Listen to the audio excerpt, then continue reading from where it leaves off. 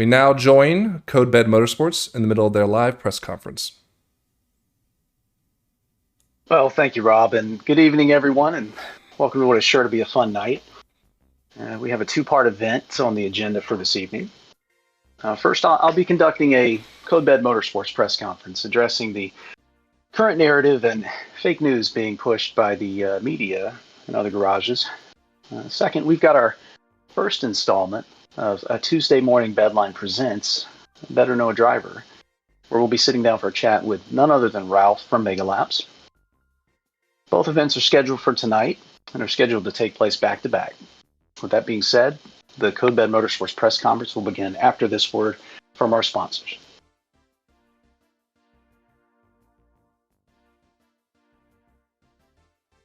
There are no sponsors. Well, okay. Can't find a good production crew. Well, anyway, good evening again, and I think no introductions are necessary. I think we all know who's who. I want to start by addressing the false narrative that's being thrown around in the MKM community currently. There's talk of turmoil, there's talk of piss baby, et cetera, and really those couldn't be further from the truth. What is true? It is true that Codebed Racing has had a few bad weeks, specifically on the grid, specifically in the WC, and specifically for Mike Hart. Quite frankly, I've taken a shit in the WC the last 2 weeks. We were very close to moving into first place and seeking that first championship that our lead driver deserves, and for whatever reason, I haven't held up my end. It doesn't matter if it was bad driving, if it was poor conditions, or if it was a bunch of dumbass bullshit happening at the end of lap 3 of every single race. At the end of the day, we weren't in position for a podium, and it hurt our team, and for that, I wanted to apologize to our lead driver. He deserves better, and we're going to work to make sure we deliver better in the future. Any and all the disappointment shown from the Donkey Kong garage is simply the disappointment of letting down Tom, who, without hesitation, came on to help us form this team and this racing company and build it into the competitive team that it is today. Can't say enough about the Codebed Motorsports family of drivers. We went out and handpicked talent and character because that's the foundation of what Codebed Motorsports stands for. Tom stands for the best of us. Tom is obviously a very talented driver on the grid, but a man of character as well. Gabe, while still getting his wheels under him, also a man of character and the kind of person that when he shows up on the grid, you're glad he's there. Trevor, you go to Cherokee. Anyway, internally, Codebed Motorsports is functioning as it always has. We show up to the grid on Monday nights and go out to win races, and that's our commitment to this league. Anything beyond that is voluntary, and quite frankly, we owe nothing to the rest of the grid. However, we do believe we have a lot to contribute and have contributed both from our league office representative, Tom, and our team owner, Bed. Most recently, we introduced randomizing the World Championship races externally to ensure more new tracks are chosen, and so far it's been a hit. We introduced randomizing the time trial configurations, which has also been well received. In the future, we believe we'll have much more to contribute, but it will be when and where we say. In closing, we want all of our fans to know we're still committed to going out and putting up a great performance week in and week out. We won a championship in our first season, and hope is not lost on that, although it will require quite an undertaking and unfortunately some help. We're committed to doing everything we can, and if it doesn't happen this season, we'll push on to the next. One thing is for certain, we're going to show up, we're going to race hard, and we're going to win. Thank you, and that will wrap up our Codebed Motorsports press conference. Up next, we hope you'll stick around for an exclusive interview with Ralph from Mega Laps in our first installment of a Tuesday Morning Bedlines Presents Better Know a Driver. We'll be right back with Ralph after this word from our sponsors. Well, we will hear from more of our pundits after, but we're going to first take a quick break with our commercial sponsors, and we'll see you guys in just a minute.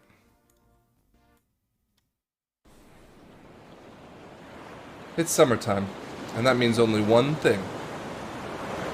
It's the summer sale at Crazy Gabe's Garden Galleria.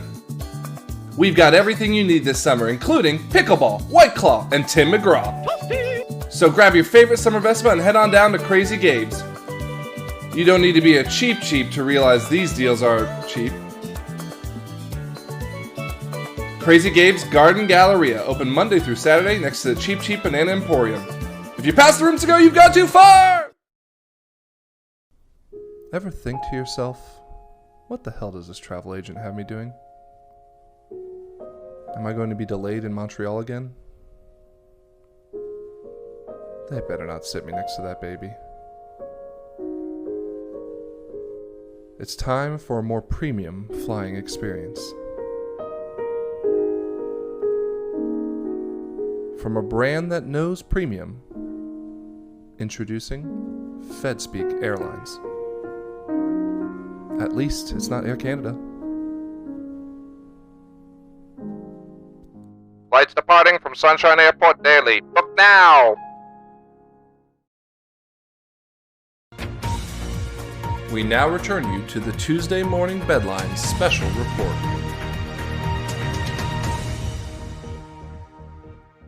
All right, folks, we are going to return back to the press conference with Codebed Motorsports as they are finishing their, I believe, their special presentation of Better Know a Driver.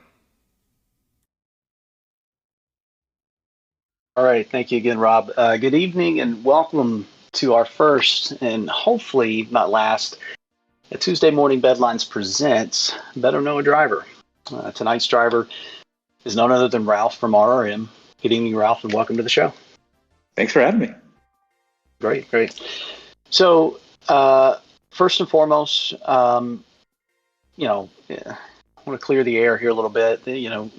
Thanks for being here. And I want to ask, do you plan on sticking around for the whole interview, or do you plan on leaving a little early? We'll commit to finishing this interview to the best of my abilities. Okay. So, let's rewind a couple weeks, right? You had a little dust up, little incident. You remember that. Yeah, so you had a dust up. You yelled a bit, dropped communication, and then you just left the race, right? I did temporarily leave the race before coming back to secure first place in the last race of the Grand Prix, if I remember correctly, yes. Okay. Now, MKM prides itself on sportsmanship, and what happened a few weeks ago, it didn't seem to fall in line with that. Furthermore, when given the chance to apologize, you kind of laughed it off a little bit. And, it is what it is. I'm not going to tell the garages how to manage themselves, but you getting back to sportsmanship, I'll give you the floor now. What would you like to say to all the kids out there that aren't watching? The definition of sportsmanship to me is a commitment to executing at your best at all times. That's the only way that you show the proper amount of respect to your fellow competitors. And the incident from 2 weeks ago was an example of me not doing that. I was not executing anywhere close to the best of my abilities. And as such, I needed to take a lap, if you would, a mega lap, to get my bearings back. And I did that, and I showed the grid what I could do after that mega lap. Okay. Well, look, yeah, we're going to move on. We'll leave it up to the court of public opinion. They can make up their own mind on that. Let's move on. So, you know what? You did just that this week. Good racing this week. You were first, if I'm not mistaken, in all 4 World Championship races. Tell us about your performance. Say, to be frank, success at such a sustained level at the MKMWC requires not only execution but luck. I was very fortunate with item pulls, being able to defend early leads, and then having my competition get kind of ground down by folks behind him, kind of pelting him with red shells. So while I am very, very excited at the level of performance that I had, I don't expect those results to follow necessarily in the coming weeks as we wrap up season 3. Yeah, well, that's actually my next question. So how do you like your chances the rest of the season and the various belts? I would be lying if I said I didn't think that we would be favorites for all 3 team and individual belts. But were I a bookie, I would not be paying out on those bets yet. I think that we've seen, especially at the end of season 1, that large leads can crumble and it's going to take sort of doubling our effort at RRM to make sure that we don't stumble here as we kind of reach the home stretch of these races. I have every confidence that we won't stumble, but this is not a done deal by kind of anyone's assessment. Yeah, well, I mean, I agree with you. It does look like another strong season.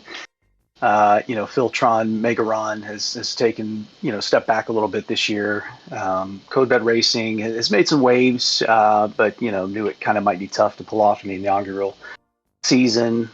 Ralph Latari, Megalap's other team, showing some good pace closing out the season. It certainly should be an interesting few weeks. So tell me, who do you consider to be your biggest rival in the league? I think the level of competition has been so high and improved across the 3 seasons that we've had thus far that I'm not going to measure myself against a single driver. I'm going to measure myself against the level of the league last year. What can I do to be better than the champion last year? I think that's the fairest test of sort of one's skill, one's ability, one's progression as well. Okay, fair enough. Well, what driver do you enjoy having on the grid the most? I think my partnership with Meech has been kind of one of the highlights of my time in MKM thus far. To lapse into story time a little bit here, he helped institute the team era, if you will, of Mario Kart Monday when he destroyed a blue shell using a horn while he was in second and I was in first. And through that selfless act of service, he created a bond between us that has been strong enough to generate 5 other teams to join the grid.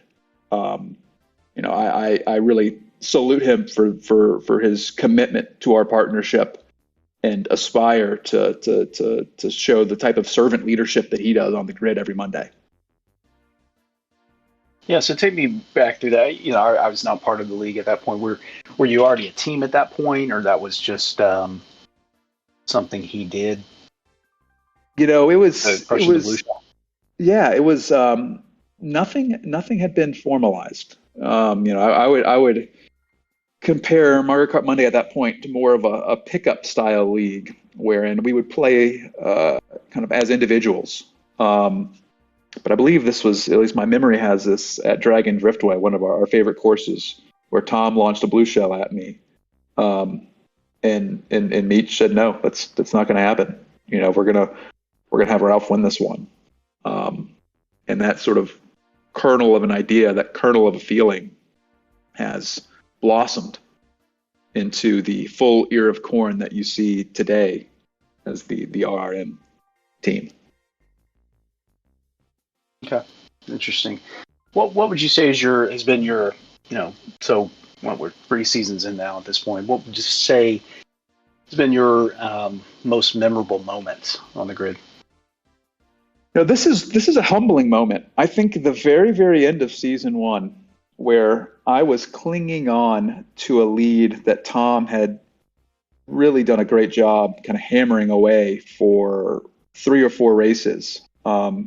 And it came down to a GP where he was beating me, and I needed to have a result at Wild Woods to keep the margin narrow enough to claim first, and I was barely able to do it. I got 3rd in that GP. I think I got 3rd in that Wild Woods race as well. And knowing what I knew after that race, that my level was not high enough. If I didn't improve, and I didn't improve quick, I wasn't going to win championships again. I've really taken that experience at Wild Woods and used it as kind of a launching pad to try to get better every week we race. Yeah. I think last time I looked, you were over 400 hours in the game, so I don't think anybody can question your dedication. But let's see, who is your favorite sleeper driver to be most improved going into season 4? I think both the drivers at Ralph Atari, both Cody and Noah, have shown that on their day they have as much pace as anybody else on the grid. I think it was just last week where Noah notched 3 podiums across MotoGP, 200cc, and World Championship. That underlined kind of what he can do. And Cody, his 1-lap pace, as evidenced in his performance in the time trials, shows that with a little more consistency, he can be pushing for P1s as well. So super pumped to see those guys continue to develop and become kind of the co-leaders of a team that we at Megalab think of as a sister team to RRM, not a junior team. Yeah, definitely showing some better pace here the last few weeks. Be interesting to see how that plays out going into next season. So if you weren't playing Mario Kart, you would be blank. I would probably be. Well, there's probably, I could lie and say, watching tape, kind of following my favorite streamers online to get tips on their lines. But honestly, it's following the Atlanta Braves. I've been a lifelong Atlanta Braves fan. Delighted to see them win the World Championship. I believe they call it the World Series last year. And, their performance over the first half of this season, this year, has been just fantastic to follow as a fan. Very good. Yeah, I'm fairly confident it's the World Series. Yeah. Big win for them. Just finishing up with the Mario Kart topics here. How do you feel about the possibility of playoffs being introduced? I think it'd be a tremendous addition to the broader league structure. As we've built out more supporting races, the time trials, the all-star weeks, I think the addition of playoffs would create excitement around the league and an opportunity for teams that may not have the consistency from week to week to challenge for the really important prizes within the league. With that said, I do think that the full season championship needs to maintain its status as the most sought after prize in MKM, but putting the playoffs forward as a something for teams to aspire to is a goal that I am 100% in favor of. Yeah, I agree. I mean, I think the regular season should have a championship of its own, but I think the playoffs introduces a night or series of nights where who can get it done when it matters. Just like your Braves did in the World Series. They moved through several series when it mattered most. They put it together. Usually it's the team that performed through the regular season, but sometimes not. So I like the possibility of it, but good to hear your thoughts there too. So let's move on. Let's get to better Noah Driver. All right. So you're in Atlanta. What bad part of Atlanta are you from? I am born and raised in the North Druid Hills area, but currently live in Midtown Atlanta, right on Piedmont Park. Okay. What do you like most about Atlanta? It's home. I've had the opportunity to live in Nashville, in Ann Arbor, Michigan, in Dallas, Texas. All places that are great,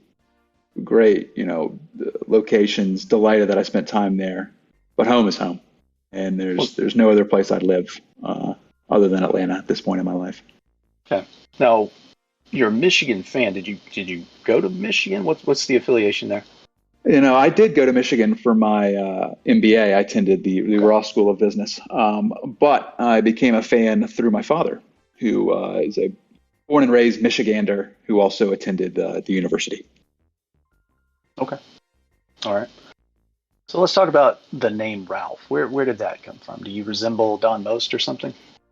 If I think about the most famous individuals in 20th century American pop culture, I think of Ralph Cramden from the Honeymooners.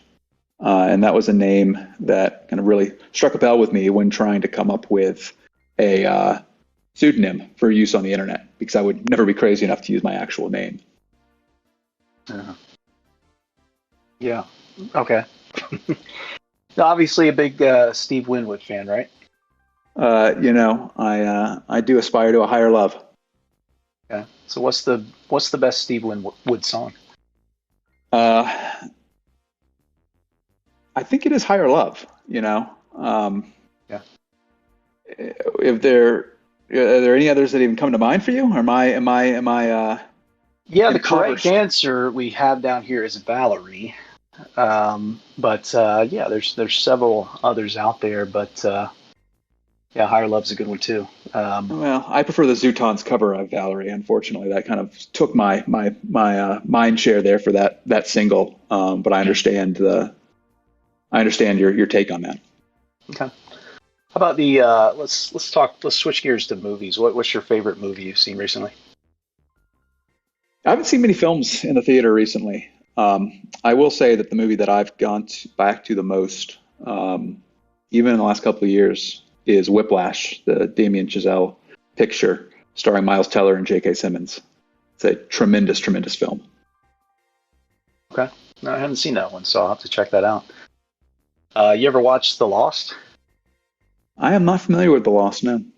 Who's, oh, okay. Yeah, you remember Lost. Oh, It's Lost, got the television program? yeah, yeah. Oh, yes, of course, of course. Who's Starring, I your believe, Matthew Fox. yeah, who's your favorite Lost character?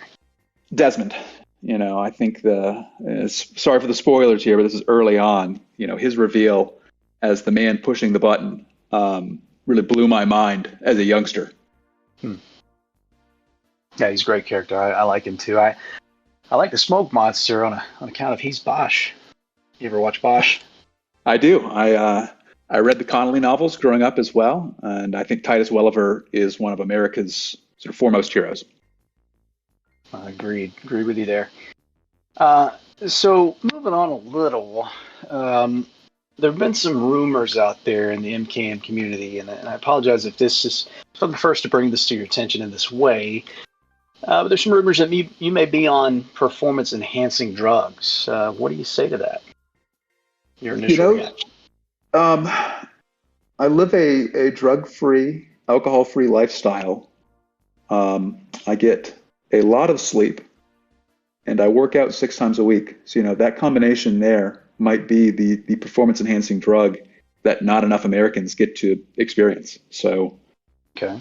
I guilty as charged, I guess. Yeah. Well, still some of the drivers out there. Well, look, so I got to ask you to put the rumors to bed.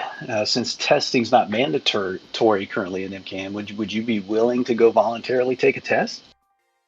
Absolutely. I would love to piss clean any day of the week. Well, I think that's very big of you, and I look forward to your documented results being forwarded up to the league, and hopefully we can put that to rest.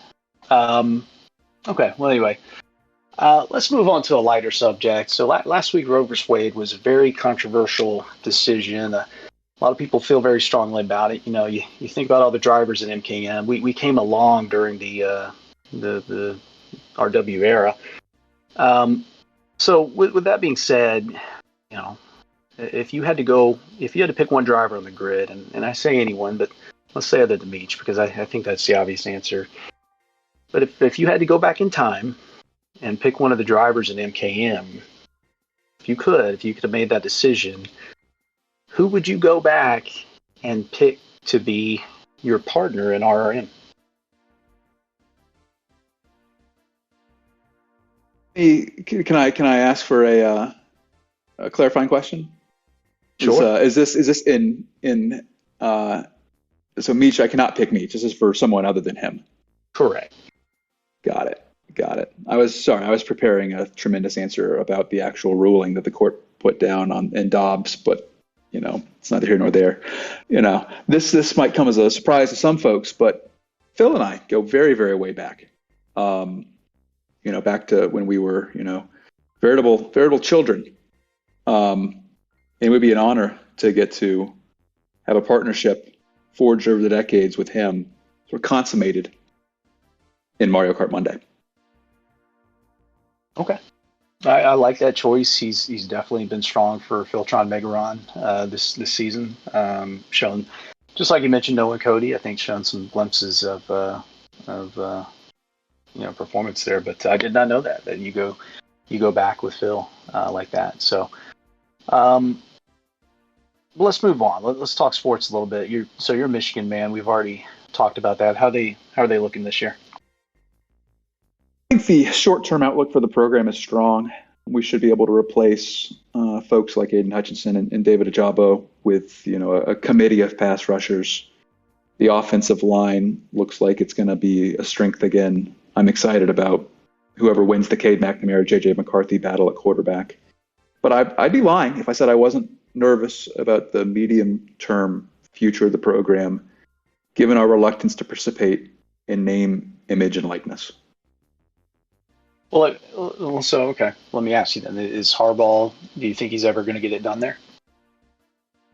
I do. I think the victory last year against Ohio State, done in kind of such a dominating fashion, coupled with the Big Ten victory, qualifies as quote-unquote getting it done. If you had asked me that 7 years ago when he was hired, I probably would have said no. I would have expected more. But the fact of the matter is the college football landscape has changed, and programs like Michigan are, fundamentally weaker vis-a-vis Ohio State, Georgia, Alabama. And as such, my expectations have kind of ratcheted down one or two notches in response to that. Okay. Well, the correct answer is no. That's what we have written down here. But I appreciate that answer, though. Let's go down memory lane a little bit. April 5th, 1993. Does that mean anything to you? I would have been just having celebrated my 5.5 birthday. Okay. I say Chris Webber. He might have forgotten how many timeouts were left. That's okay. It's a very tough number to track, especially in the heat of battle. Okay. All right. Well, I'm sorry for bringing that up. Anyway, so you talked about professional sports. You said you're an Atlanta Braves fan. Any other professional teams out there that we should know that Ralph is a big fan of? I am a part owner of Atlanta United season tickets. Get to enjoy watching them, though I'd be lying if I said the last couple seasons weren't very fun. I am a passionate Lewis Hamilton fan in our sister series, Formula One. Also like George Russell, of course, but I'm LH44 first and foremost. And when I'm, at my most pretentious, I like to watch Barcelona play in La Liga. Okay. Yeah, I like that sister series, equally important, MKM and F1, no doubt. All right, so last part, little word game. So I'm just going to name two things rapid fire, and you're just going to pick one of them. So if I say Mercedes or Red Bull, you would say? Mercedes. Okay. All right, so you get it. So, all right, you ready? Let's do it. All right, apples or oranges? Oranges. Red or blue? Blue. Marvel or DC? Marvel. Baseball or football? Baseball. Noah or Cody?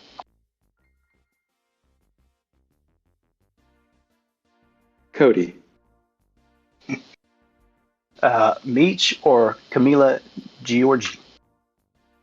Meech. Black or white? Black.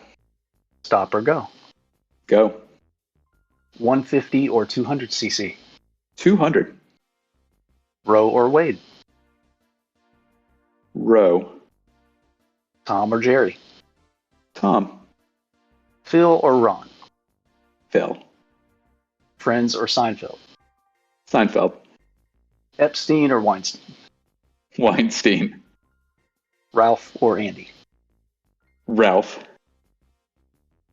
Okay. All right, Ralph. Well, any closing thoughts? Anyone you'd like to give a shout out to? Any plugs? Just want folks to tune in. We have 3 weeks left of the season. We're taking this Monday off in observance of Independence Day, and want to kind of give a shout out to George Washington et al. For the work they did back in the 18th century to make that happen. But I think the July is going to be tremendous into season 3. Really, really looking forward to seeing what happens there. So, 8:45, Drakir 1302's Twitch channel. Be there on the 11th, the 18th, and the 25th of this month. It's going to be fantastic. I agree. I can't wait. Well, look, folks, that's all the time we have tonight. I do want to thank our guest, Ralph Mal from Megalapse. Thanks for coming out. Thanks for having me. I want to thank our host, Rob, from Phil Ron Moron, without whom MKM would not have the viewer it has today. Good luck to you both. Ralph, thanks for being a good sport. Good afternoon, good evening, good riddance, and we'll see you next time. Wow, you hear, folks, a lot to unpack from that, the press conference alone, and then we heard so much information on Ralph. I'm looking at the Twitter sphere right now, and it's going crazy. We are out of time tonight, but join us later tonight at 10 p.m. when we have the Ghost of Rush Limbaugh help us unpack everything from tonight's meeting. And otherwise, we'll see everyone tomorrow for our pre-MKM Monday show. Thank you, and have a great night, everyone.